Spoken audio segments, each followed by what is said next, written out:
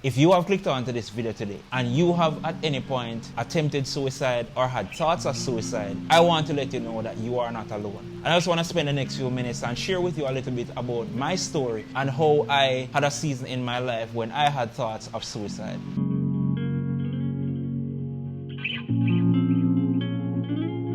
So I was born with a condition called a club foot. So for much of the early stages of my childhood, I had to be wearing a kind of correctional device to kind of help correct that. But growing up and being in school, you know how students can be very mean and adults too. And I suffered a lot of trauma from my own condition. And it's something that I never had any control over. I was born that way. And there were days when I would get teased, you know, people would call me two left feet and you know, that's why I completely avoided anything to do with sports. So I was always focused on academics as a way to avoid having to explain to people when people come and ask, what's wrong with your foot and this and that. And so that was much of my childhood, and I internalized a lot of that stuff. When people would say, oh, you have two left feet and all of that kind of stuff, I internalized that, and that served as a way of me developing trauma at a very early age. And so moving on to high school, that's why I transitioned into things like Bible quiz, school challenge quiz, heritage quiz, and I avoided having to do anything sporting related. But I committed from an early age that I was gonna commit to doing really well in school and all that. And one of the ways that I used as kind of a coping mechanism, not really a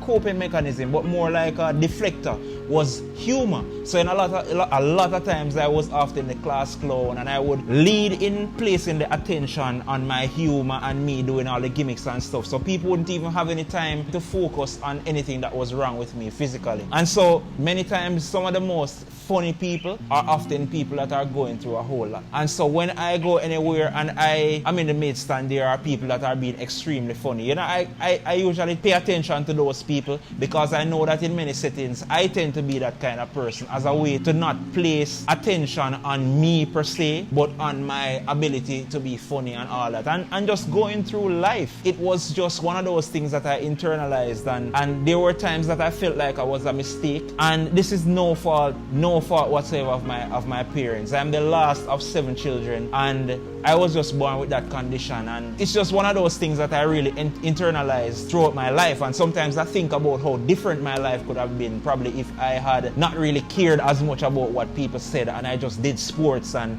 all of those things, because I knew I had the sporting potential. But as it relates to my battle with suicide, there was a time, and I mentioned it in one of my previous videos, that when I was dealing with the back injury, around the same time I also went through a breakup with my girlfriend at the time, and there were many people that were dying around me. So a friend of mine, he was murdered. Another friend of mine met in a car accident, suffered serious brain damage and died later. And then another friend of mine committed suicide. And all of this was just happening at the same time, and I felt misunderstood. I didn't feel heard. I didn't feel supported in that moment. It felt like people were just leaving left, right and center. And I honestly, guys, I had a moment when I felt like if I was to take my own life, it wouldn't really matter.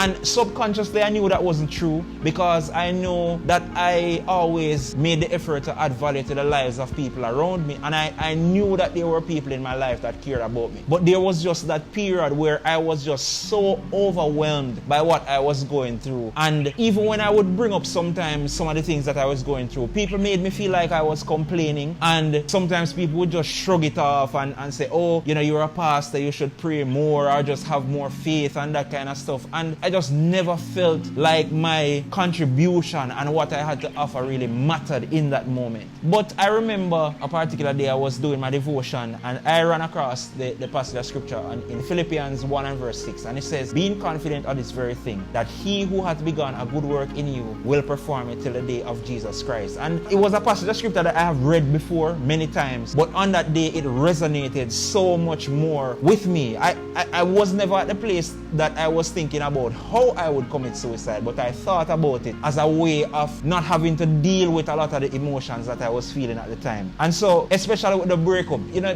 when you break up with somebody that you love, you always tend to have thoughts of were you not good enough, what you were doing wrong, and all of that. And in that season, it reminded me of how I felt when I was growing up, with just dealing with my own physical deficiencies and knowing that I had no control over being born with a club foot and just dealing with a lot of the stuff that came with that. So I just wanted to share that with somebody today, because especially recently in the media, I've been hearing about a lot of suicide cases, especially among our young men. I'm hearing a lot more about suicide happening, and there was this news article that I saw recently where this young man took his life, and he and I are the same age, and it just really jerked something inside of me, and I just felt like I needed to make this video and come on here and speak into somebody's life and let them know that you are not a mistake. You may be watching this video right now and you are at the place where you are thinking about suicide. You may not reach to the place where you're thinking about how you're going to do it, but you're just at the place where you are tired, you're overwhelmed, you are done with this, and you are ready to give up. I'm challenging you that work is still left to be done on your life. You still have a place here. Your contribution matters. The efforts that you have made in pouring into other people's life, it matters, and you are loved. And so I don't know who needs to hear that today, but I am someone that has battled with these thoughts before,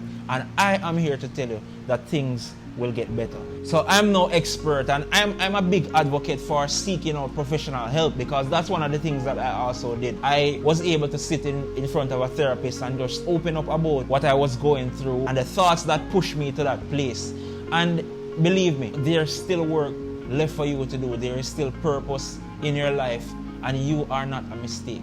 So if you found this video helpful, I'd love for us to have some conversation down in the comments. Drop a like on the video, share it with somebody that you may feel like is feeling alone in this time and just needs a bit of encouragement. I'd love to hear some of your stories down in the comments, if you feel comfortable enough to share it. And let's just continue to build the community, guys, and let's continue to get better together. Peace out, and I'll see you guys in the next one.